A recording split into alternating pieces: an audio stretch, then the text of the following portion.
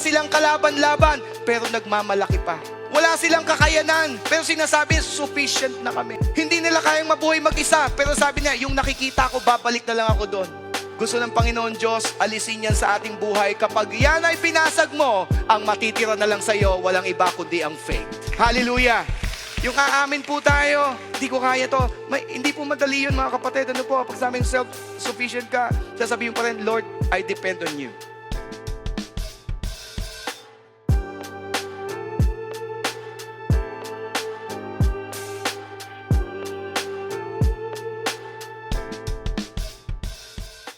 Kung bakit po tayo nakakatayo dito at ngayon nakakapagsalita, it's only because of the favor of God. Yun din po ang nais kong maintindihan ng mga kabataan, di ba? Nais kong malaman mo. Kapag ang puso mo, iwanan ka man ng iba, binigay mo sa Lord, ang pabor ng Diyos, hindi aalis sa iyo. Hallelujah. Maganda pala yung favor kapag hindi mo deserve pero natanggap mo. Because everybody wants to attract favor. Gusto po natin maging attractive tayo sa favor. Pabor ng Diyos. Tanong, gusto mo ba ng pabor? Malinaw po ba ang boses ko? Hanggang dyan sa taas. Walang nag-amen, baka wala sa taas. Okay po. Gusto natin maging attractive tayo sa favor. And you know what? We can attract favor. Opo, ito po ay babalansein lamang po natin. In your mind, you can attract favor. Yung talino lamang, gusto natin na nakaka-attract tayo ng favor. Maging matalino ka lang, papaboran ka na. Gumraduate ka, summa cum laude, magna cum laude, may pabor na kagad sa'yo, di ba? Kapag ikaw ay top notcher, ang pabor na makukuha mo, yung pinakamagagandang kumpanya, iyan ang mag-hire sa'yo. Matalino ka, meron ka na imbento, talagang it will attract your favor. Pero pambalansi lamang po, kung ikaw naman ay napakawais mo, minsan ganun din po, nakaka-attract ka rin ng pabor, pero mali po yun, Sometimes your work will attract favor. Work will attract favor. Yung tinarabaho mo, 'di ba? Minsan tatrabaho tayo araw at gabi, 'di ba? Yung trabaho mo, iba trabaho mo sa umaga, iba trabaho mo sa gabi, kahit graveyard. Bakit gusto ko ng pabor? Just dumilat na yung mata mo, nahirap, nakailang kape ka na, di po ba? Minsan yung work, or maybe your craftsmanship, your creativity, it will attract favor. Opo, pansinin po natin kung sa ginagawa mo, nakaka-attract ka ng mas malaking sweldo o maraming natutuwa sa'yo, maraming nagkakagusto sa'yo dahil sa ginagawa mo. Pabor po talaga yan, po. At isa pa, minsan gusto natin ng favor, ginagawa natin, favor will attract favor. Diba? Para paboran mo ko, papaboran din kita. The Israelites, when Moses was about to bring them out of slavery, nung kaharap na po ng mga Hebrew people ang Red Sea, and then Moses was about to encourage them to take heart. Bakit po? Kasi po nakita po niya ito pong mga Hebrew people natatakot po dahil po may mga sumasalub or humahabol sa kanilang mga Egyptians. And in this story, mga kapatid, ito pong ating pong pag-aaralan, pinakita po sa atin ang pabor ng Panginoon Diyos sa kanyang mga anak. And I'm going to read to you in Exodus chapter 14, verse 10 to 14. Let me read this story. Maybe you know the story, pero hihimay-himayin po natin ito upang maintindihan po natin na ang iyong pananampalataya ang siyang maghihikayat ng pabor mula sa Panginoon Diyos. Let me read to you. As Pharaoh approached, the people of Israel looked up and panicked when they saw the Egyptians overtaking them. They cried out to the Lord. And in verse 11, and they said to Moses, "Why did you bring us out here to die in the wilderness?" Nagrereklamo po sila. Yung mga pinili ng Diyos, yung bayan ng Diyos na inilabas mula sa Egypt, ngayon they are on a dead end. They are looking at the sea, and they're also looking at the chariots, the 600 strong chariots of the Egyptians. Nagrereklamo na po sila, "Why did you bring us out here to die in the wilderness? Weren't there enough graves for us in Egypt? What have you done to us? Why did you make us leave Egypt?" And in verse 12, Didn't we tell you this would happen while we were still in Egypt? Mabibigat po ang kanilang accusations. Ano po? We said, leave us alone. Let us be slaves to the Egyptians. It's better to be slaves in Egypt rather than a corpse in the wilderness. Opo, konting explanation lamang po, mabibigat po ang kanilang salita. Kumbaga sa ngayon, parang binagwawalang bahala nila yung kanilang naranasan for 400 years. And let me move on in the verse. But Moses told the people, don't be afraid, just stand still and watch the Lord rescue you today. The Egyptians you see today will never be seen again. The Lord Himself will fight for you. Just stay calm. Sa kabila po ng isang buong populasyon na mga Hebrew people who were complaining, who were saying bad things to the Lord, who were saying bad things to the man of God, only Moses had this kind of faith. At ito pong pag-aaralan natin, na tunay nga mga kapatid, kapag kahit isa lang ang merong pananampalataya, kahit isa lang merong pananampalataya sa pamilya, guys, sabihin sa atin ng Panginoon Diyos, ang pabor hindi nawawala sa ating mga kamay. Amen po ba doon?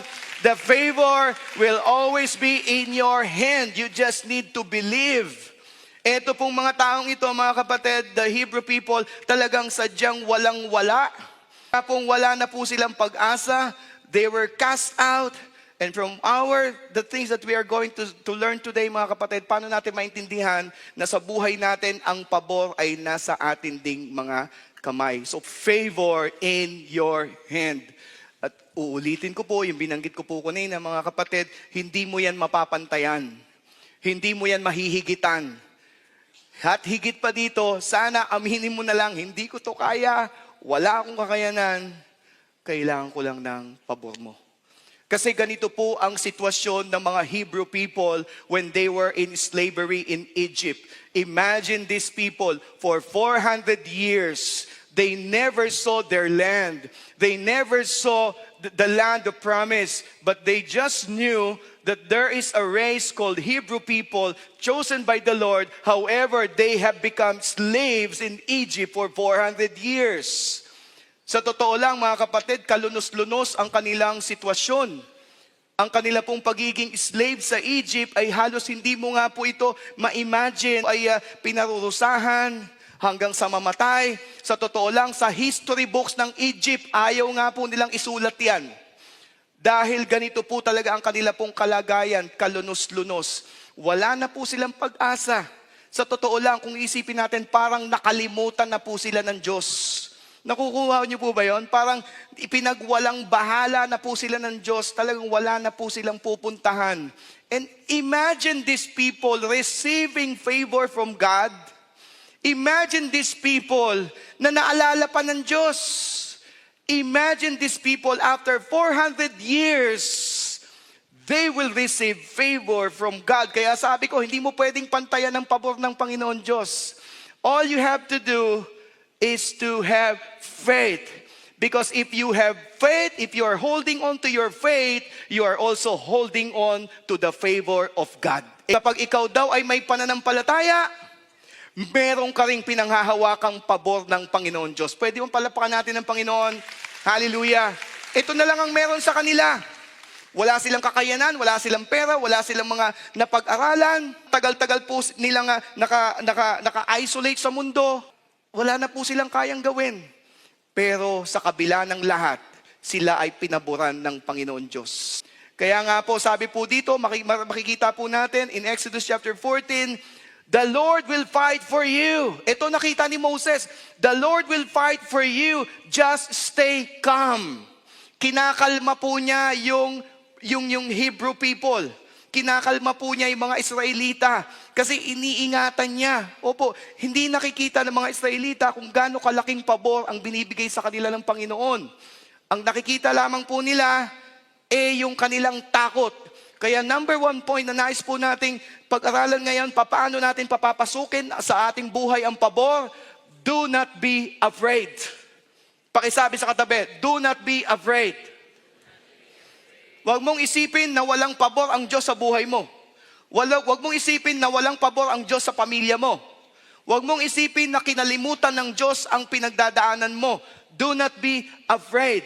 Ito po ang naging problema ng mga Israelita nung sila po ay nilabas ng Panginoon at nakikita na po nila yung dagat. Maging nakikita po nila yung mga Egyptian people. Sabi po dito sa Exodus chapter 14 verse 10, as the Pharaoh approached, the Israelite looked up and saw them. Ano po kanilang nakita? Egyptians coming at them, and they were totally afraid. They cried out in terror. Tiningnan po kasi nila. Anong kanyang tinitingnan? Yung kanilang kinatatakutan. Yung nag-stronghold sa kanila for 400 years. Ang hirap po, mga kapatid, ito pong mga Israelitang ito, when they were about to be saved by the Lord, they keep on looking back to where they came from. Lagi nilang binabalikan yung kanilang pinanggalingan. At lagi pa nilang tinitingala. Diba? Talagang pag binalikan mo yan, kapatid, kung yan ay manay kasalanan, talagang matatakot ka. Kung yan ay maling pamumuhay, talagang matatakot ka. Kung yan yung dating nagsasalba ng buhay mo, meron ng ibang direksyon ng Panginoon, talagang nakakatakot, kapatid. Bakit hindi mo na lang tingnan yung pangarap ng Panginoon Diyos para sa buhay mo? Ito ay magandang kinabukasan. Sige nga, palapakan natin ng Panginoon. Hallelujah. Because what you see can block what you know. What you see can block what you know. Kahit ano pang lalim ang pag-aaral mo, kapatid. Sana po magising po tayong lahat dito. Baka paglabas mo, binabalik-balikan mo pa yung kasalanan. Baka paglabas mo, binabalik-balikan mo pa yung maling relasyon. Baka paglabas mo, binabalik-balikan mo pa yung mali mong paniniwala. Opo, kahit ano pang natututunan natin dito, opo, pag hindi naman natin na-exercise, sayang lang, kapatid. Because what you see can block what you believe. What you see can block what you believe. Sayang ang ating pinag-aaralan. Ano po, mga kapatid? Sana kung ano pong mga nakikita po natin, naaaral po natin, ito po magiging dahilan para tayo pong lahat ay matuto at lumalim sa Panginoon Diyos. Opo, kinakailang walang blockage. Opo, sa ating pananampalataya, pabor ang hinahanap natin, tingnan natin ang pabor ng Diyos. Kahit mahirap, kahit parang hindi natin nakikita, kasi ayaw ng Panginoon Diyos na may nagbablock sa ating pananampalataya. Let me discuss to you, mga kapatid, ano po. Bakit sila takot? Kasi sa kanilang faith may nagbablock. Opo, meron pong nagbablock. And I'm just enumerating some things. Kaya ka takot, kapatid, kasi baka hindi mo nakikita, these are the faith blockers in your life. Unang-una, ano bang unang-unang faith blocker? Para ikaw hindi makalapit sa Panginoon, self-sufficiency. Self-sufficiency. Yung akala mo, kaya mo lahat. Natuto lang tayo, di ba, nakapag-aral tayo po. Minsan, po, okay na yan. Kaya ko na to. Kaya ko ng buhay ng pamilya ko. Di ba? Kaya ko ng umasenso. Kaya ng bumili ng maraming gamit. Hindi ko na kailangan ng faith. Opo. Pero isipin lang natin, kapag tayo nangangailangan, mga bagay na po na talagang hindi natin maintindihan, ang lapit natin sa Panginoon Diyos din. Hindi po ba? Akala natin, kaya natin lahat, pero kapag tayo po'y nangangailangan na, ang Panginoon Diyos lang ang kayang sumagot. Di po ba? Hirap tayo pong lumapit. So, kung ikaw man yan, kapatid, kakala mo kaya mo na lahat ng bagay, huwag ka namang mag-o-online lang. Mas kailangan mo ngayon ang face-to-face worship. Amen po ba doon? Sige, palapakan natin ng Panginoon. Opo, kaya ko na to. Di ba, busy na ako pag Sunday, online na lang ako. Di po ba yung online, dinisign po yan kasi nag-pandemic. Ngayon, hindi na pandemic. Pag sabi sa katabi, hindi na pandemic. Mukha ka pa rin naka-pandemic. Opo, pakisabi po sa katabi, ha? Opo. One more thing that can block your faith is your inactivity. Inactivity. Yung wala tayong ginagawa sa church. Di ba? Wala tayong ginagawa sa ating pananampalataya. Kaya aral-aral lang ako, mag-aaral lang ako, magpapalalim lang ako. Paano tayo lalalim kung hindi tayo nagpapagamit sa Diyos? Paano tayo lalalim kung hindi po natin pinapagamit ang ating pong talento para sa Panginoon Diyos? Maybe, sabi, wala akong talento, kapatid. Okay, it doesn't matter. Opo, saan ang passion mo? Where is your passion? Wala po kayo ilalabas dyan, pero ang tanong ko, saan ang passion mo? Marami po tayong mga ministeryo dito kung saan po natin pwedeng gamitin. If your passion is about saving souls, why not do that? Importante, aktibo ka. Ang importante, alam mo ang direksyon mo sa buhay. Ang importante, hindi ka pa iba-iba ng isip. Ang importante, alam mo kung saan ka pupunta. Because another faith blocker is doubt. Another faith blocker is doubt. Ang dami nating natututunan, ang dami po nating mga nare-realize, ang dami po nating mga nare-research, mga kapatid. Kapag wala po tayong direksyon, nagsisimula na po tayong magduda. Po yung pinupuntahan natin, ano ba yan? Di po ba? Kapatid, itong simbahang ito, walang itinataas kundi ang pangalan lamang ng Panginoon Diyos. Wala po kami ibang hangad kundi mailapit po kayo sa Panginoon Diyos. Kaya po kung sino man po ang mga nagsasalita po dito, ibig po sabihin, ito'y aming inaral, ito po ay aming pinag-pray, ito po ay aming pong pinaghandaan, para maibigay po sa inyo ng buong buo at mabago ang buhay ng bawat isa para sa Panginoon Diyos. Amen! Hallelujah! Sige po, palapan po natin ang Panginoon. And another thing, it's about what you see, your sight. Po, ano pa po ba ang tinitingnan po natin ngayon? Aside from going to church, aside from what you're doing, o po sa simbahan, ano pa po ang ating pong nakikita ngayon? Of course, mga kapatid, napakarami na pong mga bagay na gumugulo po sa atin ngayon. Ano po? And I do believe you understand what I'm saying. Lumabas ka lang ng konti dyan, napakarami na pong hindi magagandang bagay na nangyayari. Even the road rage, yung mga balita po sa TV, opo, minsan ayaw na po nating manood ng social media. Opo, bakit po? Hindi natin alam kung anong totoo, anong hindi. Hindi na po natin alam kung anong ang good news or fake news. What is the truth? Whatever you see. Minsan yung mali nagiging tama kapag ginagawa ng mas nakakatanda.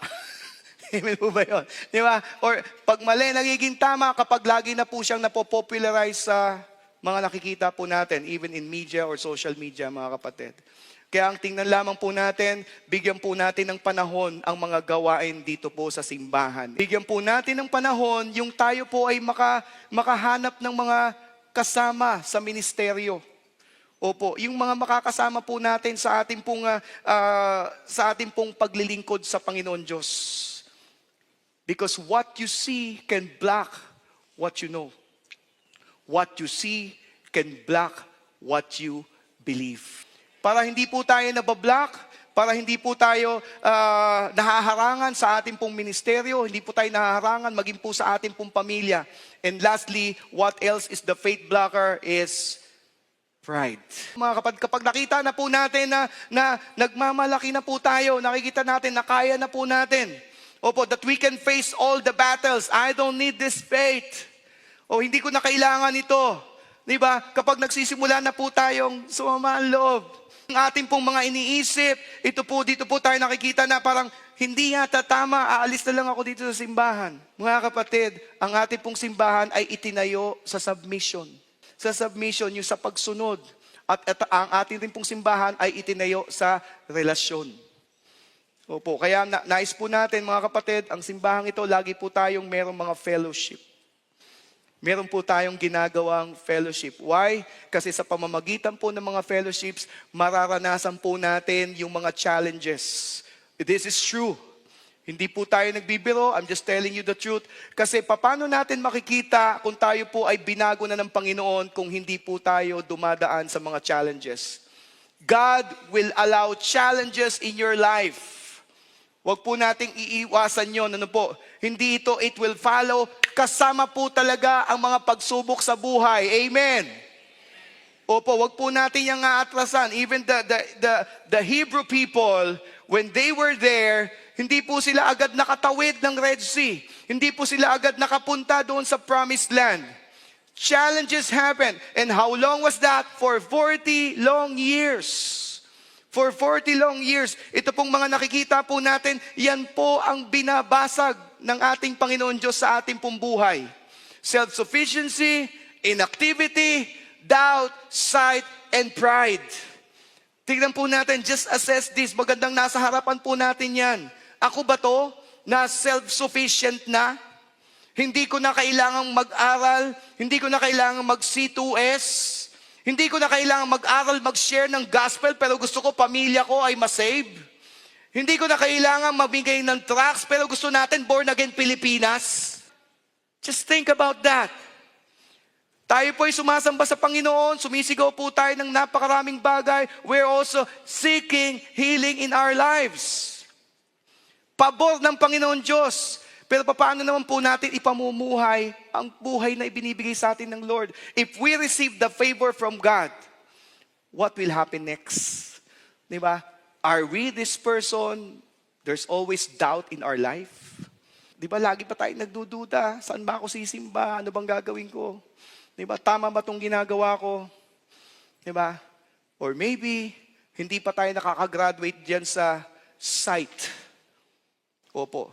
Anong site sa internet ang tinitingnan mo, kapatid? Diba? Is it worthy to be seen? Is it worthy that will add up to your Christian life? May kausap po ba ako? Hindi yung katabi mo kinakausap ko, kundi ikaw. Hindi ba? What about the pride? Mga kapatid. Kasi ang tinuturo sa atin ng Panginoon Diyos, bakit ko po yan binababad? Diyan po kasi nabablock ang ating faith. Let's make sure that in this life, hindi na po natin yan pagbibigyan sa ating buhay.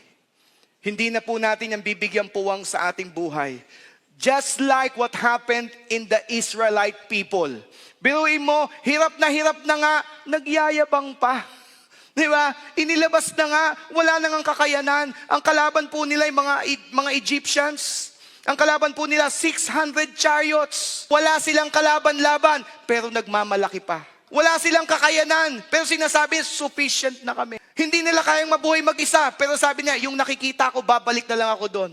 Gusto ng Panginoon Diyos, alisin yan sa ating buhay. Kapag yan ay binasag mo, ang matitira na lang sa iyo, walang iba kundi ang faith. Hallelujah! Yung aamin po tayo, hindi ko kaya to. Hindi po madali yun, mga kapatid. Ano po, pag sabing self-sufficient ka, sasabihin pa rin, Lord, I depend on you. Kahit anong mangyari, binibigyan mo ako nito, alam ko may paglalaanan ako nito, pero I will still depend on you. Activity, Lord, yung oras na ibibigay ko para sa iyo, gagawin ko ito. Pero may mga maisasakripisyo ko. Pero gagawin ko ito dahil nananampalataya ako sa iyo. Napakalapakan natin ng Panginoon. Hallelujah. Lahat po yan, may mga sinasakripisyo po tayo. And what's left for us is faith. And let me show you the next slide. Moses spoke, kaya pala sabi dito, don't be afraid. Stand firm and watch God to do His work of salvation for you today. Kaya pala malakas ang kanyang loob. Sabi dito ni Moses, take a good look at the Egyptians today, for you're never going to see them again. Opo, eto po si Moses. Dinidare po niya yung kanyang mga kababayan, take a good look at the Egyptians today. Contrary po yan sa tinitingnan ng mga Israelite people. Di ba sinabi ko kanina, kaya sila natakot kasi tumitingin sila doon. Because of lack of faith. Unlike Moses who had faith, who had great faith, sabi niya, kahit tingnan ko yan, ang tingin ko dyan, gagapiin sila ng Panginoon Diyos kasi mas malaki ang Diyos na sinasamba ko. Nakita po natin ang difference. Take a good look, for you're never going to see them again. Ano po ang pinakita ni Moses dito? To stand firm. To stand firm. This is the second thought. You have to stand firm. Pakisabi sa katabi, stand firm. Unang-una, don't be afraid. Pangalawa, stand firm. Because Moses was encouraging his people. Sabi niya, tingnan mo na yung mga Egyptians. Parang ang ganda ng kanyang sinasabi. Tingnan mo na yung mga Egyptians. You will never see them again. Wow, ang ganda, hindi po ba? At ito po ang kanya po yung tinuturo. Stand firm. When I say stand firm, meaning you have to be strong. Opo, be strong. Kailangan malakas. Kung ano yung tinatayuan, kailangan daw po ay tayo ay may kalakasan. Another thing, not only be strong, but go with your strength. Let me make this clear. Go with your strength. Do not go with your weakness. Do not go with your alibi. Do not go with any other else, but go with your strength. Sometimes we want to go but we are going on a negative way. Si Moses, ini-encourage niya ang mga Israelita. Ini-encourage niya ang kanya pong mga kababayan. However, ito po si Moses. Moses was known to be a stubborn guy. Siya po ay kilala biglang mainitin ng ulo. Amen po ba doon? Siya po ay kilala na talagang mapusok noon pa man. Opo, kasi ito po ang nakita sa kanya ng Panginoon. I can read to you in Exodus chapter 14 verse 15 to 16. Ito ang napansin sa kanya ng Panginoon. Then the Lord said to Moses, "Why are you crying out to me? Tell the people to get moving." Kaya maganda, inaaral po natin ito. Si Moses rereklamo sa Panginoon Diyos. Si Moses, kapag kaharap niya ang kanyang mga kababayan, matapang, ginagalit, hinahamon. Pero pagdating sa harapan ng Panginoon Diyos, puro siya reklamo. Kaya pala sabi ng Lord, ba't ka umiiyak dyan? Ano yung inunguy-nguy-nguy mo dyan? Kaya sabi din Moses, ng Panginoon, tell the people to get moving. Don't just cry there. Kasi alam na ng Panginoon Diyos, magre-reklamo siya. Minsan ganito rin po tayo. Minsan okay na okay tayo sa sinasabi natin. Pero pag nasa atin na yung problema, tayo na dumadanas ng problema, ayan na, nagsisimula na po tayong mag-complain. Si Moses nagkaganyan din. Imagine, 2 million people ang kanya pong ini-encourage. Of course, hindi siya magpapahalata. Pero pagharap sa Panginoon Diyos, eto po yan, siya mismo pinipigilan niya yung pabor. Pinipigilan niya yung mas malaking pabor na mangyayari sa kanya. Nasusundan po ba natin? You know what's happening in your people, in your life, sa harap, okay, pero paano tayo pag humaharap tayo sa Panginoon? Sana hindi ka kagaya ni Moses na puro reklamo. Bakit po? May nakakalimutan si Moses. Please stay with me. Ano po sabi sa kanya ng Panginoon? Ito sabi ng Panginoon sa kanya in verse 16. Pick up your staff and raise your hand over the sea. Divide the water so the Israelites can walk through the middle of the sea on dry ground. May binanggit sa kanya ang Diyos. Sabi, ba't puro ka reklamo dyan? Ba't puro ka iyak dyan? Diba? Tell the people to get moving. Sabi niya, ginulat pa siguro, pick up your staff. Kunin mo yung staff mo. What is this staff? Ito po yung staff na ginamit ng Panginoon para magkaroon ng milagro even in the burning bush. Tama po ba yon?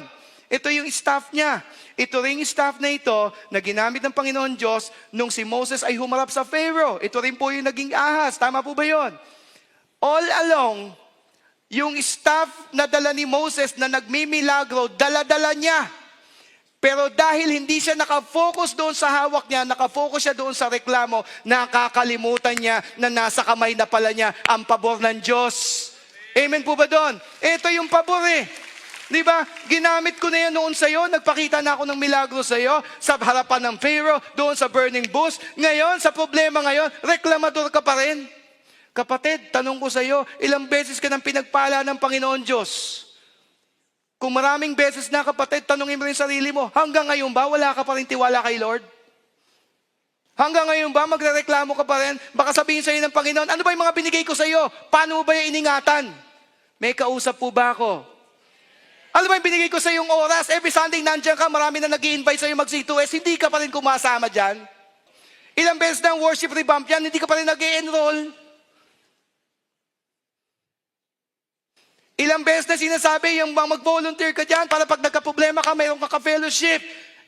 Ilang beses ka nang sinasabihan. Sabi dito ng Lord kay Moses, pick up your staff. Your staff has been with you all along.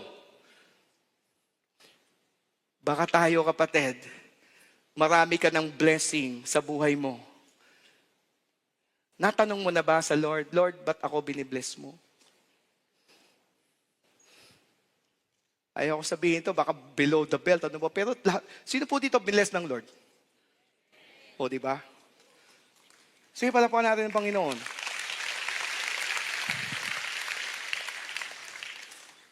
Pick up your staff. Hindi ka na patataasin yung kamay. Sino dito ang binless ng Lord at dumadaan sa problema ngayon? pick up your staff. Anong meron ka ngayon? Baka nakakalimutan mo lang. May kausap po ba ako? And remember this, yung next slide na, when you stand firm believing in God, He will do miracles in your life. Amen po ba doon? Minsan, hindi natin alam, hindi natin pansin, nandito lang sa kamay natin. Opo. Nasa kamay lang natin, or maybe nasa sarili lang natin. Don't stop believing. Hindi yan masusukat sa dami ng blessing. Hindi yan masusukat sa dami ng achievement. Minsan kapag may blessing, doon lang tayo masaya. Tanda mo kapatid, kapag dumadaan ka na sa pinakamabigat mong problema, marahil ngayon, ang pabor ng Diyos mas malaki sa inaasahan mo. Just stand firm. And lastly, pangatlo, you have to watch God. Watch. Panoorin mo si Lord. Kaya maganda kapatid, kung dumadaan ka sa pagsubok ngayon, sakit karamdaman, problema sa pamilya, problema sa relasyon, problema sa pagkatao mo, reviewin mo kapatid kung paano ka pinaboran ng Diyos. And then you will conclude, pambihira, hindi ko pala kailangan magmaktol. Di ba? Hindi ko pala kailangan umabsent sa church. Hindi ko pala kailangan umalis. Kasi binless na ako ng Lord.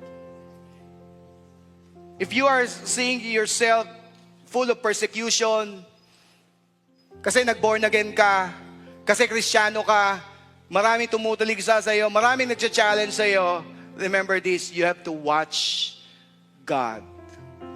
What He did in your life. Then you will never be afraid. You will just stand firm. Kasi ito ang ginawa ng Diyos sa mga Israelita. Hayaan mo, let me just say this to you. Sabi po dito sa Exodus chapter 14 verse 20 to 22. Paano po ba yung sitwasyon bago sila tumawid ng Red Sea? The cloud settled between the Egyptian and Israelite camps. As darkness fell, the cloud turned to fire, lighting up the night. But the Egyptians and Israelites did not approach each other all night. If you're going to watch this in a movie, pansinin po natin, the Egyptian people, they have 600 chariots and napakaraming horsemen with foot soldiers. Kayang-kaya po silang lusubin kasi nasa mas mataas na lugar sila. Opo, kayang-kaya po silang sibatin. Pero hindi po yun nangyari sa gitna ng dilim. Let me move on. Then Moses raised his hand over the sea, and the Lord opened up the path through the water with a strong east wind, and the wind blew all that night, turning the seabed into a dry land. Mga kapatid, any moment, gabi na po yun mga kapatid ha, gabing-gabi na po yun. Siguro hindi po sila natutulog na, sobrang takot. Pero sa kabila ng dilim, ang Diyos hindi umaalis sa kanilang presensya. Amen po ba doon? Ang Panginoon Diyos nandun, He was right there in the middle. Hindi makalusob ang mga Egyptians. Hindi sila makasugod. Although kayang-kaya naman nila, dahil nandun ang presensya ng Diyos, hindi po sila makalusob. What's my conclusion? Kapatid, bagamat dumidilim ang paligid, ang buhay mo, nalulungkot, nalulumbay ka, sobrang dami ng problema mo, ang Panginoon Diyos hindi humihinto sa pagpoprotekta sa iyo. Amen. Huwag mong katakutan yung mga hindi pa nangyayari. Minsan humihina ka, nagkakasakit ka kasi kinakatakutan mo, hindi pa nga nangyayari. So what happened next? It was there, the night, there was a strong wind. Sometimes you have to believe, but you need to believe. Even though the Lord God, you cannot feel Him, In the darkest moment of your life, tandaan mo kapatid, ang Diyos kumikilos behind the scene. Kala mo lang wala siyang ginagawa, pero meron. So, what happened next? So the people of Israel walked through the middle of the sea on dry ground with walls of water on each side. Wow, grabe po ito. In the middle of the night, the Lord opened up the sea and they were able to pass through. Imagine that. Kahit napakadilim na ng pinagdadaanan mo, napakabigat na, napakalala na ng pinagdadaanan mo, sakit man yan o karamdaman, ang Panginoon Diyos, kapag pinaburan ka, itatawid ka niya hanggang ikaw ay magkaroon ng katagumpayan sa buhay mo. Amen. Hallelujah. And what else? Eto na po tayo. As the sun began to rise, Moses raised his hand over the sea and the water, eto po tayo, rushed back into its usual place. And the Egyptians tried to escape, but the Lord swept them into the sea. Grabe po ito mga kapatid, ano po. Dito mo lang ito makikita, dito mo lang ito marirealize. Grabe, pag ang Diyos pinaburan ka, meron rin talagang maparurusahan. Meron din po talaga, ano po. Kasi sa totoo lang, ang susunod na verse po dito, in verse 28, as the sun begins to rise, then the waters returned and covered all the chariots and charioteers, the entire army of Pharaoh, of all the Egyptians who had chased the Israelites into the sea. Not a single one survived. Wow. Sa totoo lang, di ko alam kung matutuwa ako o hindi, kapatid. Pero sana, kung pinaboran ka ng Diyos, pahalagahan mo itong maigi. Kasi ino-orchestrate ng Diyos ang mga bagay para paboran ka. Amen. Ang Egypt, namit din ng Panginoon Diyos para mabuhay ang mga Israelita. Pero ngayon, dahil gusto niyang sagipin, paboran ang kanyang mga anak, sukat ba naman parusahan niya ang mga sundalong ito? Tandaan mo kapatid, para paboran ka ng Diyos, napakaraming inihahanda ng Panginoon sa buhay mo. Para paboran ka ng Diyos. Para masagip ka sa tiyak na kapahamakan, i-orchestrate ng Lord ang kaligtasan mo. Para masagip ka, para umayos ang buhay mo, ang health mo, God will orchestrate things. At hindi mo alam kung sinong naapektuhan. Kaya kung ikaw ay pinaboran ng Diyos, sa buhay mo, naaalala mo, ikaw pinaboran yung iba, hindi. Pahalagahan mo yan kasi may purpose ang Diyos kung bakit kanya pinapaboran. Hallelujah! At nawa ang dulo nito, kapatid, yung pabor ng Diyos, madala ka sa pakay ng Diyos sa buhay mo. Sa purpose ng Diyos sa buhay mo. And I do believe you are receiving favor because God has a purpose in your life. Kapag tayo ay tinuruan ng Panginoon Diyos, huwag tayong matakot. Let's just stand firm and just watch God because God is doing miracle.